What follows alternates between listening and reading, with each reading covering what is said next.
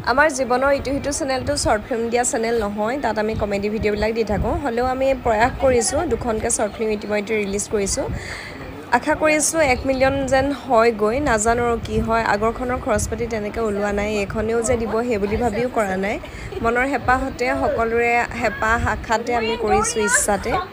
কি হয় নাজানো কিন্তু মইতো কৈছোঁৱেই যে ৰাইজে যেনেকৈ আমাক আঁকোৱালি লৈছে ইমান ধুনীয়া কমেণ্টছ কৰিছে তাতে আমি সফল হৈছোঁ বুলিয়ে ধৰি লৈছোঁ যিদিনাই তাই আমাৰ চকুৰ সন্মুখত সেই ঘাট মাৰলৈ গুচি গ'ল সেইদিনাই তাই আমাৰ কাৰণে মৰি থাকিল চব থাকিব লাগিব যিদিনা তাই সেই ঘাট মাৰোঁতে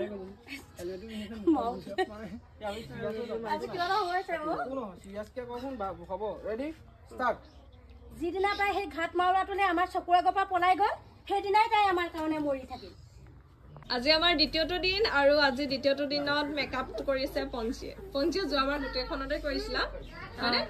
এবাৰ আজি তাইক মাতিছোঁ আৰু এফালে অনিতাৰ মেকআপ আৰম্ভ হৈ গৈছে আগৰ নিচিনাই কৰিবা দেই যোৱাবাৰ যেনেকুৱা এজনী আছিলে তেনেকুৱা কৰিবা মোৰ মানে মনে মনে বেলেগকৈ মাতি নি ক'ব নোৱাৰা চব